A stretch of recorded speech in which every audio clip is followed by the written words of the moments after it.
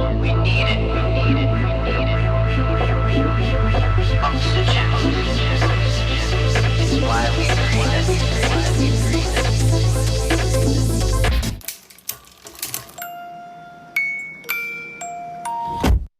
Don't forget to follow Grit Daily News as well as me, your host, Loralyn Mears, everywhere on social media.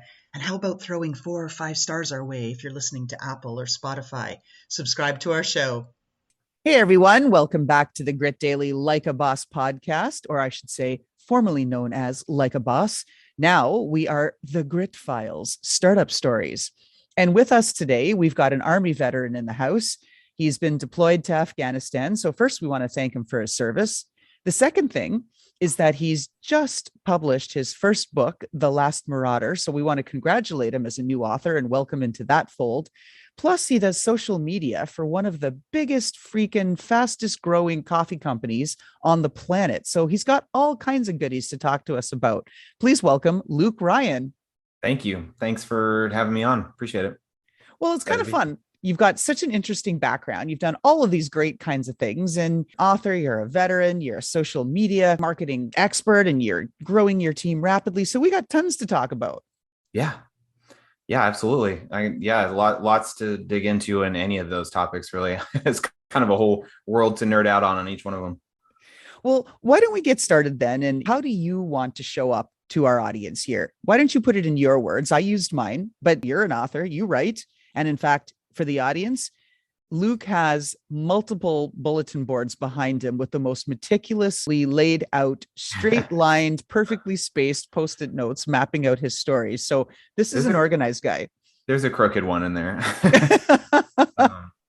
I mean, I think a lot of what I do boils down to storytelling in some way or another. And that's a huge connection that businesses, fiction writers, nonfiction writers, all these other people, they kind of miss this, whatever it is that you're communicating and connecting, how you're connecting to other people, it needs some heart to it, whether it's inspiring or just a laugh or a really complex comedic type thing or a really emotionally intense, piece of drama, whatever it is, even marketing pieces, it has to have some heart to it. And that's what I really enjoy doing, whether it's writing in my fiction, trying to use, social media to tell stories that wind up, pushing this marketing machine forward. Any of those, all of that kind of boils down to storytelling, tapping into the human experience, and making whatever you're representing, whether it's yourself or a company or whatever, into this like relatable, very human type thing. Now, in your new fictional release, does it play on different character strengths and people that you know? I mean, what do you want to share about the book?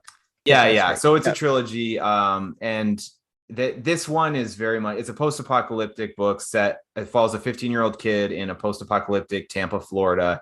And he is bent on revenge after the death of his brother over a skirmish over resources. It's a very small scale conflict. And it's based off of my own experiences, which, I have from the military, as a 21-year-old guy, like pretty young, learning, about war for the first time on a large conflict scale. I was also in a school shooting when I was in 8th grade. So that, like that exposure to violence as a child is a lot different than as an adult. And I have a rare kind of personal look at both sides of that. So the book really is about the discovery of war and human conflict and violence from the eyes of someone whose age is kind of smack dab in the middle of those two major events in my life. So that's kind of what it represents. And a lot of the people that are in the book, they represent, or not represent, but, they're kind of based on people I know who fit into certain, like this person was a big mentor in my life, but maybe he wasn't your classic mentor type personality. He's not this Merlin, Obi-Wan Kenobi type character. He's kind of a run and gun kind of cowboy kind of guy. But one thing that he really did was really cared about the people that he was in charge of. So, that these sort of personality traits that are interesting and a bit more human than the tropes that you see over and over again.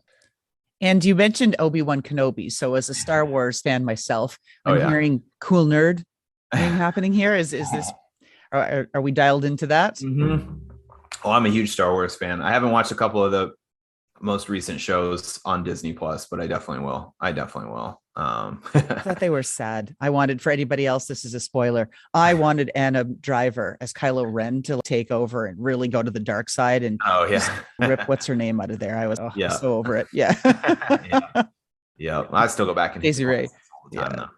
Yeah. Well, that's kind of cool. So now with your book and the path that you're on, I'm gonna ask a question. What's really thrown you for a loop? What gave you cause for pause and you went, whoa, I really need to do something here and think about this differently? When I was like writing this book, and I have other books that are finished that I'm currently in like the seeking publishers phase for. There's so much you get like laser focused on the work that you have to do, right? The writing of the book, right? I got to write the book, I got to finish it, and that's a whole task in and of itself for sure. Like it's a big project, it takes months at least to finish, if not much longer. And when you're done, you realize like, man, I'm about maybe halfway there. There's so much stuff from the back end of that you have to do, from seeking out agent, publishers, depending on what relationships you have and how you can maneuver that whole world, all the way to once it's done, like being a part of the marketing piece, being a pivotal part of your own book's success.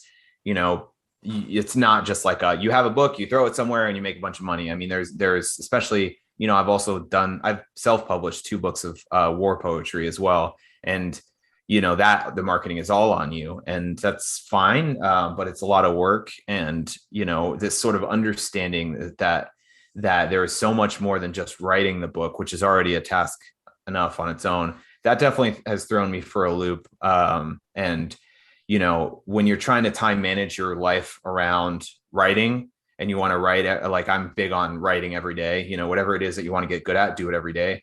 And even if it's just 5 minutes a day, that can be a lot of work. And that has sort of thrown me for a loop, and having to kind of reinvent another workflow for that piece to it too, that'll work. That's not a simple everyday discipline type thing. I'm going to ask 2 questions out of that. First, Yeah. Did you take a moment to celebrate when you finished your book? This one, sort of.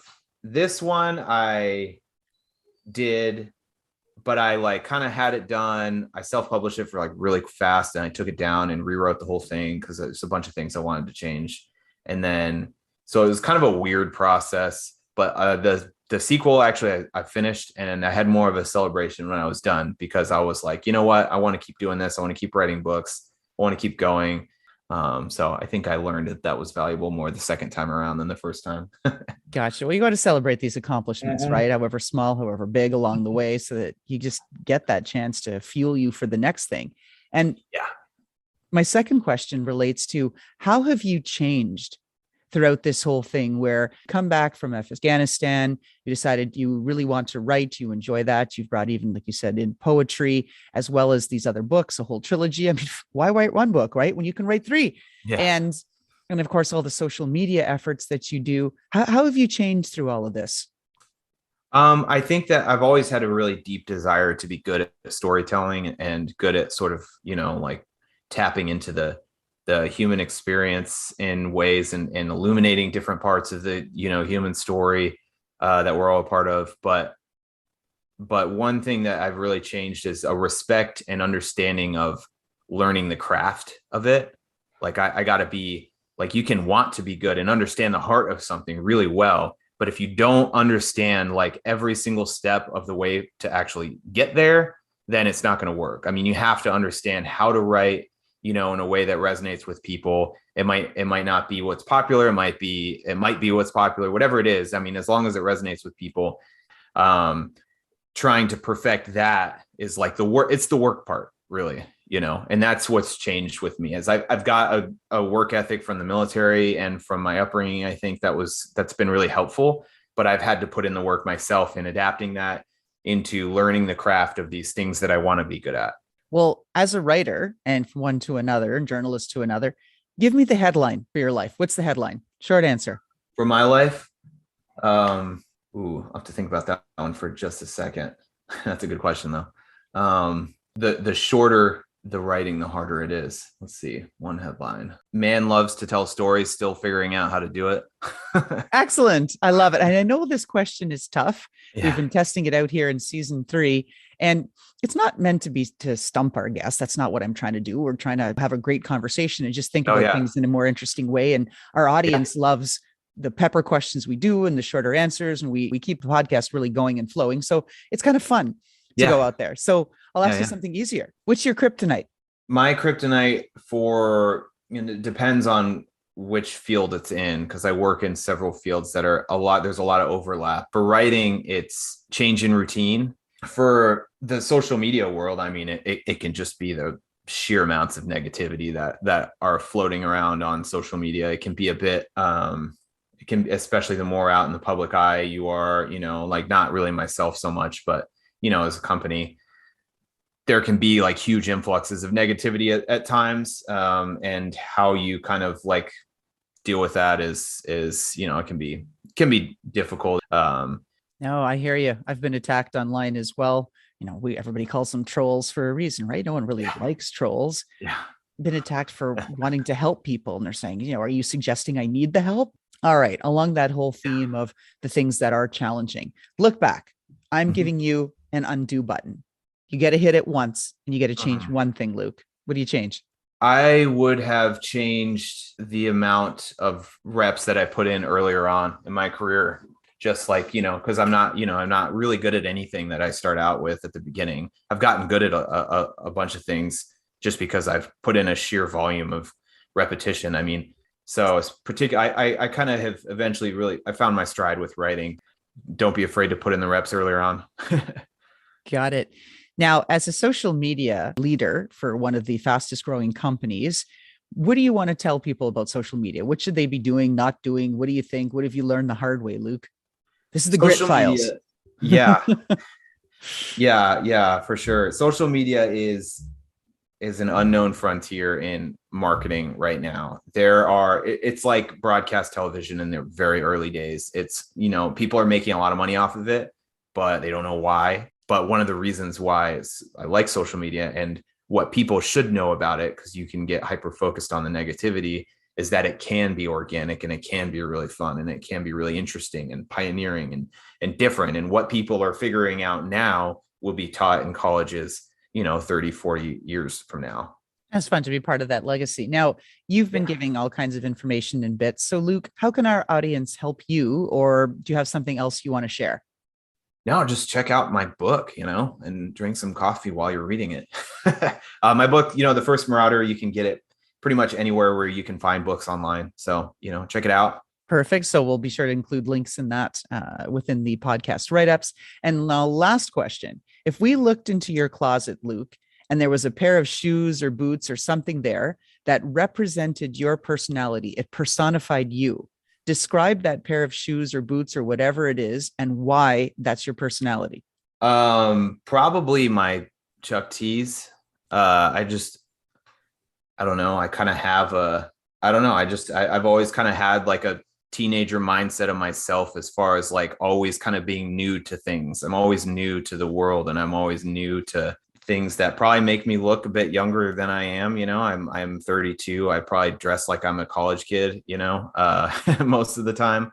Yeah, well, it sounds like it. We try to get there. I think it's a fun question, because a lot of folks that shoes have big shoe collections. So with that, wanted to say thank you again to Luke Ryan, author of The First Marauder.